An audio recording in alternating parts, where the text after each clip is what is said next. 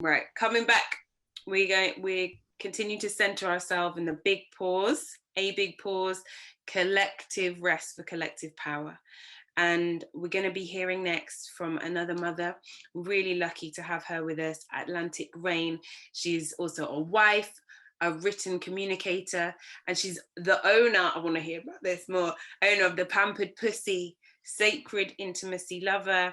She's a podcaster and she's a herbalist. So we've got so much here that she's going to be able to share with us today. And she's going to be drawing on her experiences, and she's titled her conversation today, Breastfeeding and the New Wave, looking at the importance of breastfeeding during the global pandemic and the connection between mother and baby during this time. She's going to be talking about those things. So really, really glad to have you here, Atlantic Rain. So I'll just pass to you now.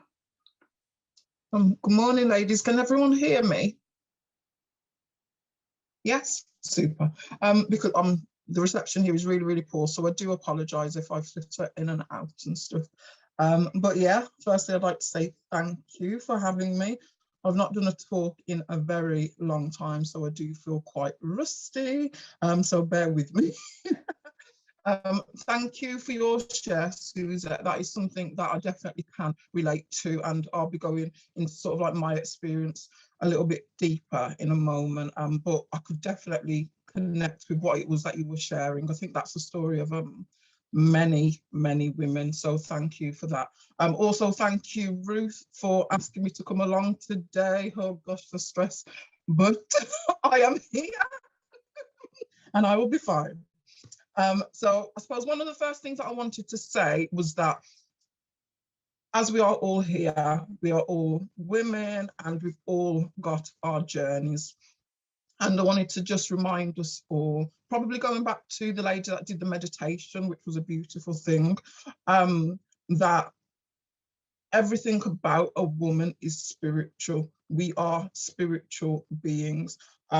We are what I describe as being God in manifestation. We can create life and we bring life through, and everything starts and ends with us. That is just my thoughts and feelings. In terms of breastfeeding, I would say that our breastfeeding journeys probably start way before we actually have our babies, and that it kind of starts with the connection that we have with our breasts. And as we are all aware, you know, we live in a society where our breasts are very heavily sexualized. And because of that, I think that sort of impacts on how women connect with their breasts and how they feed their babies and whether or not they feel that they can feed their babies. And I suppose it's about us all being mindful of that. So, you know, fighting through some of the Western views around what the female body is all about and building the relationship with our breasts to decide for ourselves, are our breasts for a sexual nature or are they to nourish, or are they both? Because, you know, sex obviously brought baby into the world, and our breasts then help feed the baby as well. But it's just about us choosing for ourselves how we build the relationship with our bodies, how we build the relationship with our breasts and stuff. So that was one of the other things that I wanted to share. Again, going back to women being spiritual. So my thoughts are, especially during the times that we are living in. I've wrote on Instagram quite recently about babies and the energy and this feeling of a new wave and a new world that's being born and created. And I'm a firm believer that our children walk with us way before they incarnate into these earthly realms, if you want to call it that. So our connection with them starts from a very spiritual perspective as well. And our children decide who they want to be their parents as well. And that, in my experience, so I have my youngest, who is now 19 months. So she was born just before the pandemic. She was born in January of last year, and then March, obviously, everything then went forward from there in terms of like the global pandemic. So yeah, thinking about my relationship with her, and how I've used breastfeeding. I've used breastfeeding in the sense that I've needed to stay connected to her. You know, again, my thoughts are the pandemic has felt very much like an energy of war. And what does that mean for our children? How do we stay connected? How do we keep them grounded? How do we keep them close to us? So I have used breastfeeding to stay connected to her. You know, as I said, she's 19 months. I'm still breastfeeding her now, simply for, or not simply for those reasons, but mostly for those reasons. I need to keep her close to me. And again, thinking about old Caribbean, old wives' tales, you know, in terms of our own energy centers, how are we feeling within ourselves? You know, current world events have had such a major impact on how we feel emotionally. So one of the elders within my community, it's actually my cousin's grandmother, she has always said, try not to give babies milk that has come from a fretful type of energy. So, you know, if we're feeling anxious or frustrated or even angry, you know, just be mindful of that energy, because that energy then transfers to baby. And then, you know, some of us, you know, we've all experienced that fretful baby, you know, we just can't settle the baby. And if we really meditate on where that energy is coming from within baby, that can sometimes come from ourselves. It can sometimes come from the environment that we're in, but something probably isn't just right. So, you know, again, myself, I try to be as mindful as possible in regards to how I am feeling energetically, because that is the connection between me and my baby. I've got lots of little notes, so guys, bear with me. So I just want to touch on everything. All right, so I'm going back a little bit now. So I have 4 children, 3 beautiful boys, and I've just received my daughter. And I use the word received because it has been a journey, and I feel blessed to have her in my life. As I love my boys, but there's just something different about the connection between me and this little lady that I've got in my life. So my first child I had when I was 18, and he's now 24. And I remember trying breastfeeding for the first time when I was 18, but again, I'm young and not so long lost my virginity, and it was all about, well, how does my body feel to me? You know, are my breasts to feed a child, or, you know, is it just, am I just supposed to use them just for intimacy? So I really struggled in terms of the connection with breastfeeding and being a mother and providing my baby with nutrition. I did give it a go, but I only gave it a go for a short period of time, and I just thought, no, this is not for me. Flash forward 10 years later, I had my second son, and I was in a different space emotionally. I was in a settled relationship with a man that I loved, and I just thought, yeah, I feel like I can do this. So my second son, as with my first son, was born at 42 weeks. And I'm mentioning 42 weeks for a reason. You guys will understand shortly. So I've had 2 children who were born at 42 weeks. As I said, my second son breastfed, no issues whatsoever, connected well, latched well. You know, you go through the trials and errors in terms of like the sore nipples and all of that sort of stuff. But generally speaking, a beautiful breastfeeding journey, no issues. I breastfed up until about, I think it was about 9 months. And then I decided that I was happy for him to then transfer on to like formula and stuff. 3.5 years later, I had my third son, again, born at 42 weeks, and no issues with breastfeeding, beautiful breastfeeding journey, again, latched on, no issues, fantastic. I should say, I also breastfed him until he was about 9 months as well. Again, no problems there. With my daughter, the pregnancy in itself was just an interesting journey.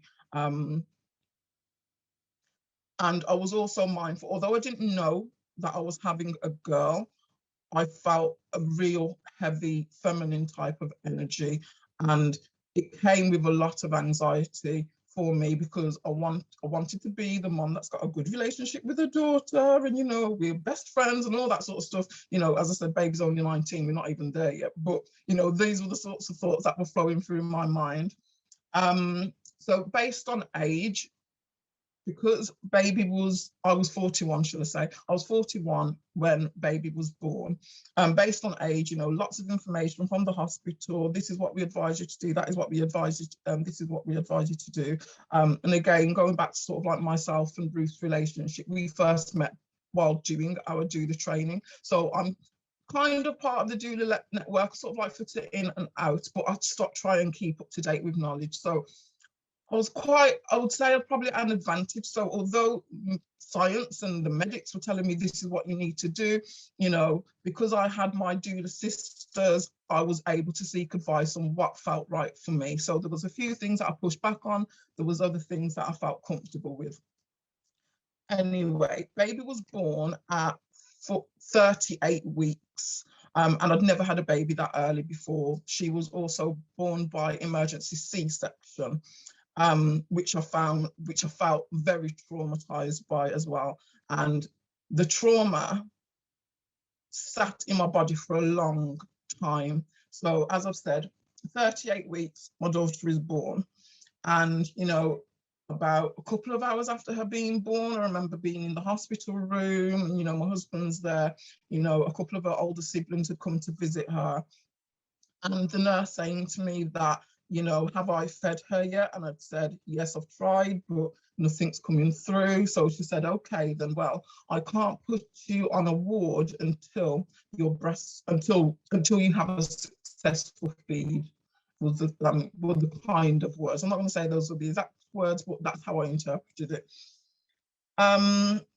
So I was pretty much sat there for hours because nothing was happening. I just was not able to feed her. So then, the nurse kept coming in to check in, and then she had said to me, okay, have you thought about giving her formula? Now, because I'd had 2 children prior to her who had been exclusively breastfed, the idea of formula didn't even enter my mind. I didn't even have bottles at home. Like, to me, that it was just a natural instinct. So I would breastfeed. So the thought of formula was like, no. But again, emotionally, the sorts of thoughts that were going through in my mind. And I also think that there was a lot of this subtle, the subtle words that they use within the hospital, sort of like environment after giving baby, where I pretty much felt like if I don't feed my baby, then my baby's not going to, she may die. I'll be starving her. They're going to be seeing what I'm doing as neglecting her because my milk's not coming through, yet she needs to be fed. So maybe you are going to have to explore formula. So I did, I gave him. And I will use the word give him because that's what I felt like I was being coerced to do, sort of thing, more so than being encouraged to just keep trying. So in the end, I gave her formula. There was no choice in what formula I was offered. Bearing in mind, my intention was always to have a plant-based baby. So it was, I didn't want anything with dairy products. But again, in the moment, because I'm thinking I need to feed my baby needs to be fed, I literally just took whatever the hospital provided. So once she had the bottle, I was then able to move up to the ward, which I did. I stayed there for a couple of days. And during those first couple of days, again, based on the emotional trauma of the emergency C-section, based on me feeling lack in myself, in the fact that I wasn't able to feed her, as in breastfeed her, there was a lot going on emotionally. So it was a very traumatic few days that I spent with her in hospital and being alone as well.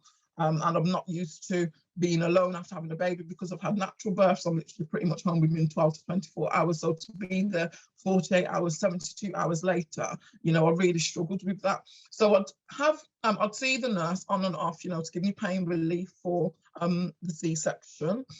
And, they'd be saying, how are you getting on in terms of breastfeeding? And they gave me this machine, one that I'd never seen before. And it was pretty much like, off you go, try and pump some milk through that. And again, thinking about health and hygiene, I was a bit like, oh, I don't know how I feel about this. Like, what is this? Who used it before me? All this sorts of stuff. But I did try it again because I want to be a good mom. I want to be able to provide for my baby. So as I said, 48 to 72 hours later, I was discharged and I had gone home. And during all this time, I'd still tried to breastfeed with little success, like nothing was really coming through.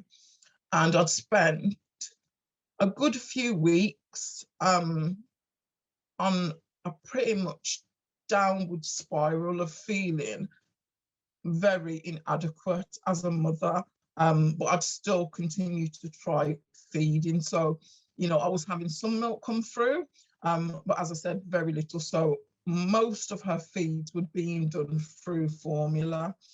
And I just remember sitting on the bed one day. So it must have been probably approaching what would have been week 40 if the pregnancy had remained. And my husband saying to me, you know what, I actually think your body is traumatized. I actually think that because all of your previous pregnancies were born at 42 weeks, your milk supply isn't ready to come through yet. And it was literally like he had hit the nail on the head. I was like, oh my gosh, this is so true. You know, 3 boys previously, all born at 42 weeks, never having an issue with breastfeeding. And here I am, you know, an emergency C-section, a baby born at 38 weeks, and really struggling to feed.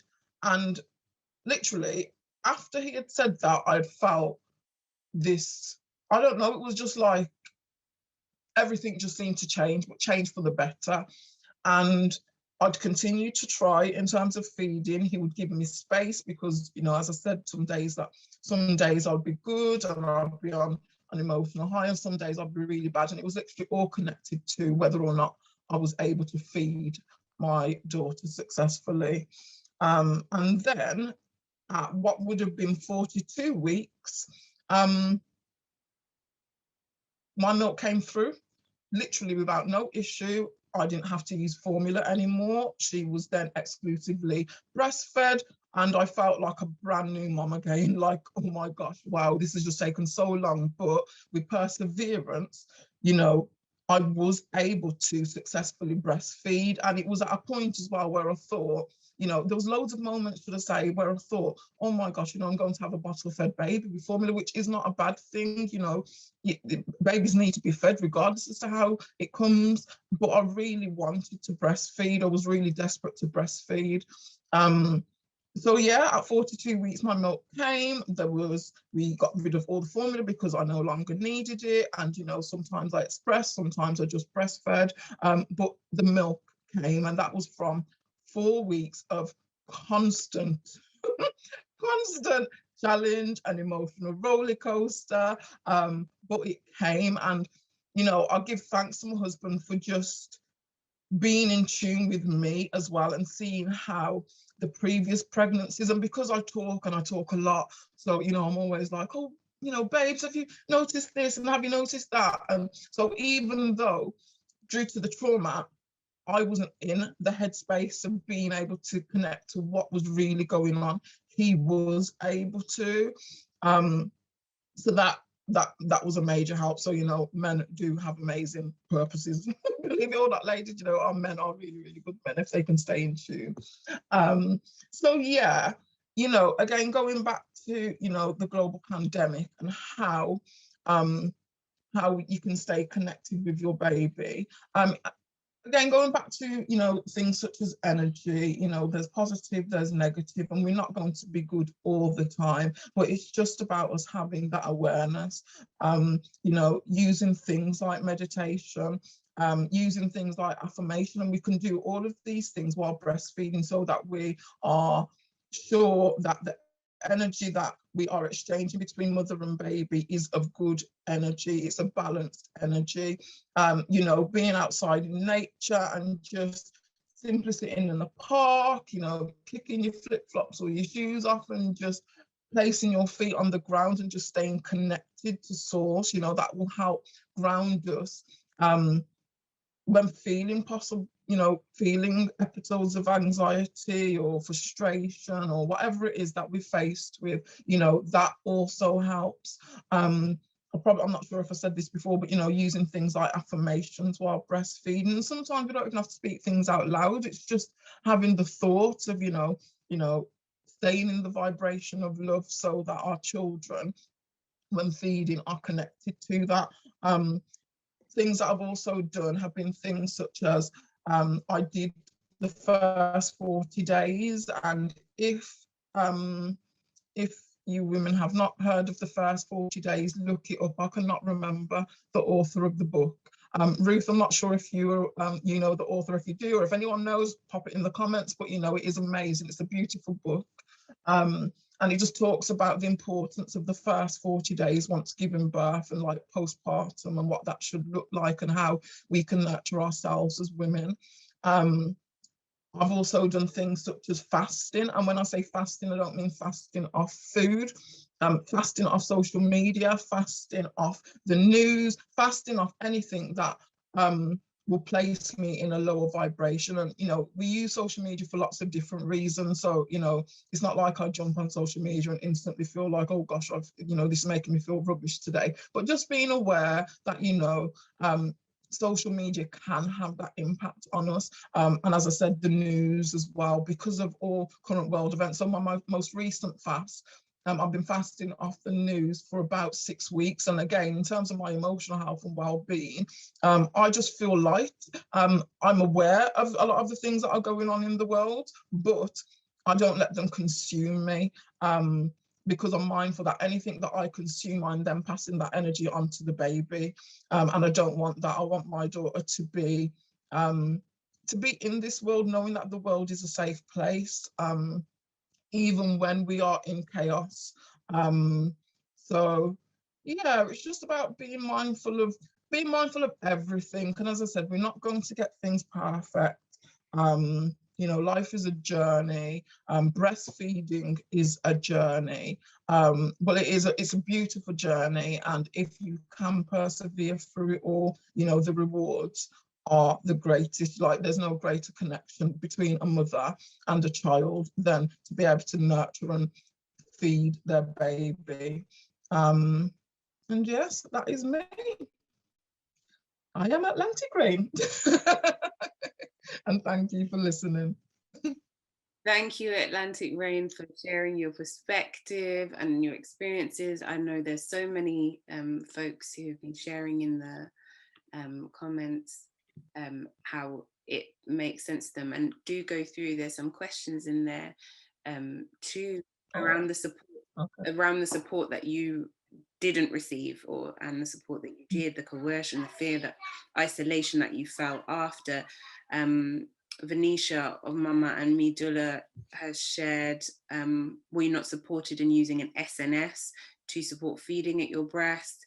Some people are appreciating how you recognize the relationship between the trauma that sat in your body, and how you worded that was helpful.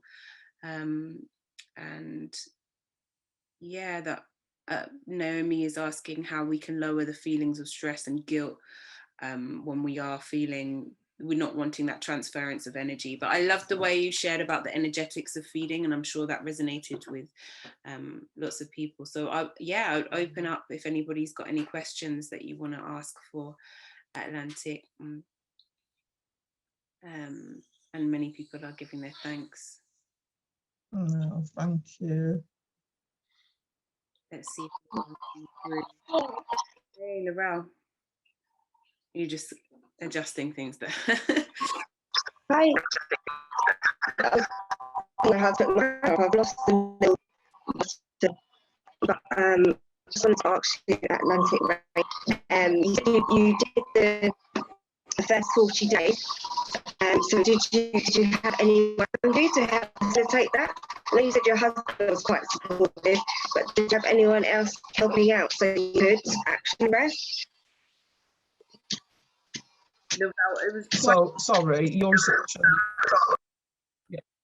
It was a bit choppy, so I'm just going to clarify that the question was, during the 40-day period, what support you had in place in addition to your partner, your husband. Is that right, Laurel?